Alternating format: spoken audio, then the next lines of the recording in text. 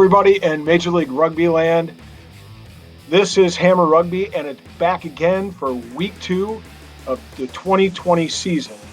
You know, this year we have 3 new teams, and 3 new teams brings more games, and it's become increasingly difficult for us all to watch every single game each weekend. So this week I'm going to break down what's hot, what's not. I'm bringing a new segment your way. See, I live in Chicago. In Chicago, we're known for Chicago-style beef. And so my new segment is called What's My Beef? And so I'll bring that your way. I'll just break down the scores from this week, week 2, and then give us a bit of a preview as to what to look for in week 3. Stay tuned. So what is hot in week 2 of Major League Rugby action? The number 1, the San Diego Legion. I picked them to win the Western Conference. I am right now thinking about picking them early on to win the championship. And the reason why is they're just absolute class. 2 weeks, 2 wins, 2 bonus points. They sit atop of the Western Conference and they sit on top of the league all by themselves. And so what makes them lethal? Well, early on, Colorado went ahead 5-3. Looked like they were going to put a little bit of pressure on San Diego and give them a game, but San Diego just started laying the wood to them. So at that point, San Diego gets a penalty try from a penalty scrum, and then just starts accelerating through the first half. They were up 31-8 by halftime. Ma'anonu scores his first try in Major League Rugby history. Nice little sidestep to go over the line for the try, dotted it down. Still looks like he has some moves in those 37-year-old bones, which is good to see. And here's what makes him lethal. Even if they have a few injuries at midfield, they are incredibly deep. Peterson, Te'eo, Mattias, Duplessis, all sitting on the side for some or all of this game. And quite frankly, that makes them dangerous. They have the depth to go all the way. Ultimately, they won the match full time, 49-22, and they demonstrated just how much of the class act that they are. They will be the team to beat unquestionably for 2020. What else is hot in week 2? Number 2, Rugby ATL. They have 2 wins. They have one of them on the road, going down to the Crescent City, stealing one from Nolan, a very tight affair.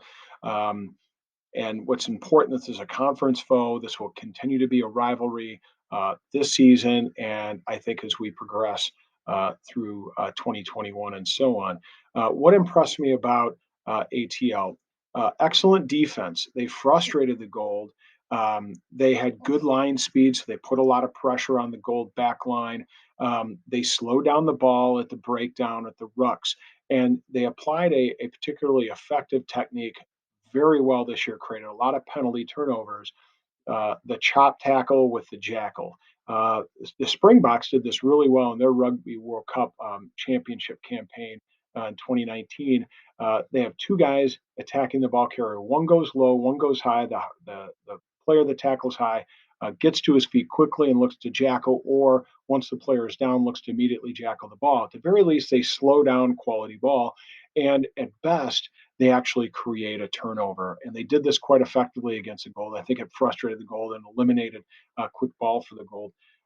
So look for them to continue to build on this and continue to accumulate some wins. What else is hot in week 2 of Major League Rugby?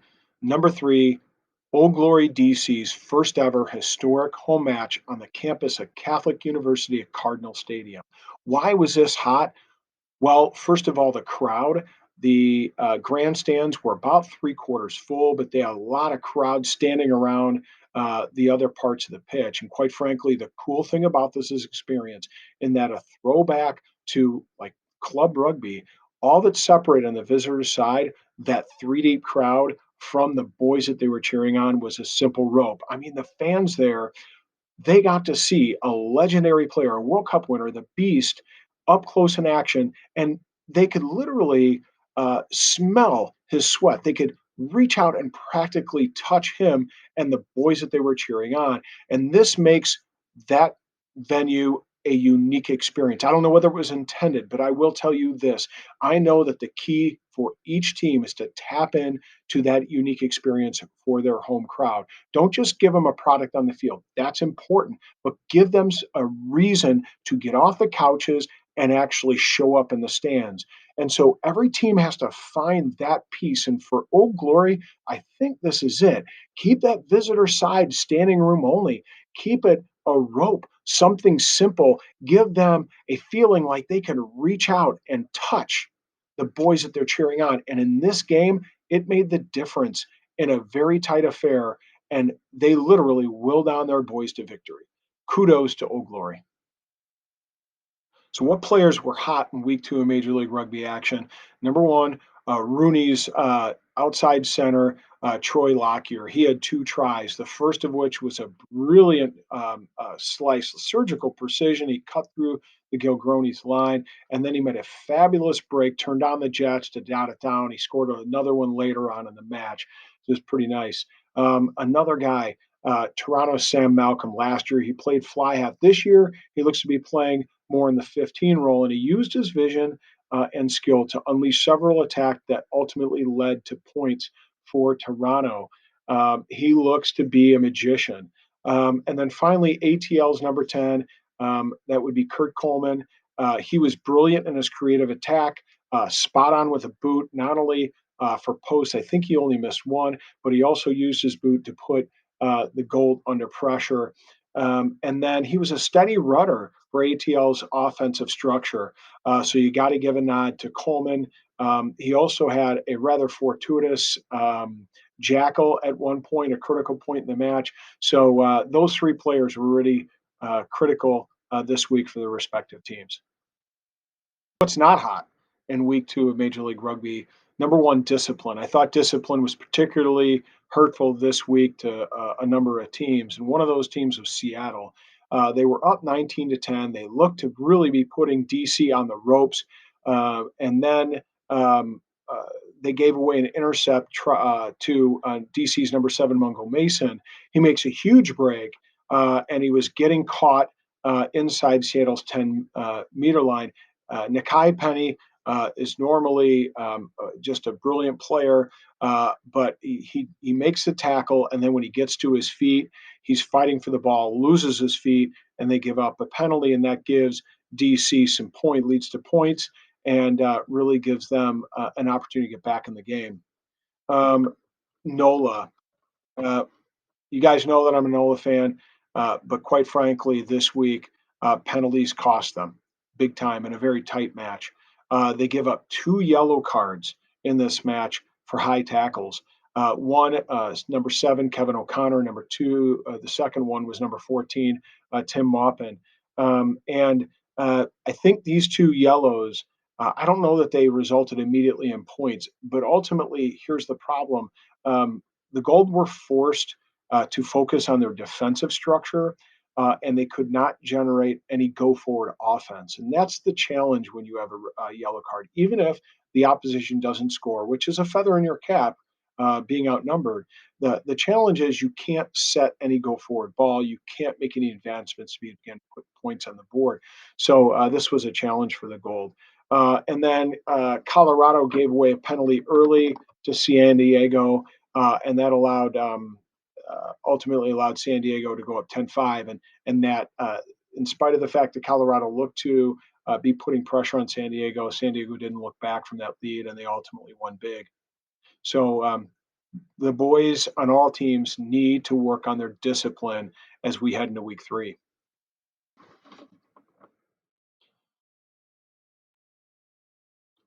What else isn't hot in week two? Colorado and Seattle. They're both 0-2. And here's the interesting thing: both teams battled for season one supremacy in the final. And while Seattle is two-time champs, their stellar seawall defense has been a bit spotty as of late. They seem to lack a bit of that spark that defense often provided them for a platform to launch an attack. And ultimately, they seem to panic a bit with the ball in hand and throw their passes rather loose around the pitch. And this is a bit problematic. This puts their transition defense under a ton of pressure, and I think was some of the difference in this match. And then Colorado just can't seem to generate the energy that they had in the first half of last season, and certainly in season one. So far, Renee Ranger has not provided that spark at midfield that they thought he would. Cruzet looks tough, but they don't look like they're threatening anybody coming out of week two. So um, we'll see what they do. Both these teams do in week three. So what's the third thing that's not hot in week two in Major League Rugby action? AstroTurf. So let me just start by saying I love the idea of Vegas weekend. Double headers both Saturday and Sunday. I think if they continue to develop and build on this, it can be a fabulous weekend. People will plan ahead and make the journey to Vegas because it is a great idea having that activity surrounded by rugby in the outer fields at the men's, women's, and youth level. Having said that, what I'm not a big fan of is playing on the turf. Um, I think for these pro level games, the turf is a bit problematic. And I know you say you got to get used to it, and I get that. The only problem is two successive weeks we saw seen normally steady hands at fullback misplay a ball, and I think it's because of the turf. Week one, it was Rooney's on Ben Foden. The Free Jacks kick it deep. It takes a funky bounce, hits the post. They pick it up and score. This week, the recipient of bad luck was Matt Turner from Seattle. Again, a normally steady tailback there at fullback. Um, it was kind of interesting. He drops back for a deep ball, and he actually looks down at his feet, and I believe that he thought he was right on the touch line, and so he's looking to tap the ball back into touch. In actual fact, he had several feet left. What he was looking at is a football line, and ultimately he mishandles the ball. It's a turnover scrum to DC, and it really becomes a launching pad for their success and that match. And so, um, uh, don't get me wrong, we got to play on the fields that we're given. I just think at this level, that the turf is it's got to be something that either teams adapt to, or we're going to continue to see mistakes. So what's my beef? It's with the Toronto Arrows ticketing. Why? Because my thought was I can see my NOLA goal go up and play Toronto in Toronto on my birthday weekend. Road trip, right? The only problem is they're not selling single game tickets, season tickets only. And so I got a beef, Toronto. So as we cook into week three, let's take a look at some of the major matchups coming forward to the weekend. The first one is NOLA versus Colorado. This is an interesting matchup. Question is Colorado going to be one of those teams that is going to struggle throughout the season, or are they going to start to make a resurgence from their 0-2 start? And then can NOLA get another victory that'll propel them back into the top of the Eastern Conference. Another interesting matchup: DC versus Houston. Both of them are 1-1. So the question is, which way are they going to trend? Will we see DC really make a resurgence, especially with the addition of the Beast now that he's landed and has the visa sorted out, or can Houston really show their mettle and make a play for that third playoff spot as they progress throughout the season? Another interesting matchup is Utah versus Austin. And again, will the Gilgronis will they get their first victory? Is Utah one of those teams that can actually begin to make progress now that they've made a major change at the coaching and at the administrative level? For me, the Toronto Seattle match is the interesting match of the weekend. It's one that I'm going to make sure that I have an opportunity to sit down and analyze. And the reason why is, of course, Toronto's at the top of their table in the East. They're 2-0. Seattle's 0-2. This might tell us a little bit about who Seattle is. Remember, I think that last two seasons they won the championship, but they started 0-2. So, Seattle's not in any way in danger, but to start off with 0-3 really would make it difficult. And of course, Toronto could really establish themselves in the East with a 3-0 start. The one I'm really looking forward to as well, and I think it is the feature matchup of the weekend is Rugby ATL versus Rooney. Why? Because you have two conference foes that are really looking to make a play for the top of the table. Uh, ATL is 2-0, Rooney's 1-1, so this will be a really good matchup. It'll be interesting to watch. And then finally, San Diego versus New England cross conference match. San Diego, of course, they're the tops of the West.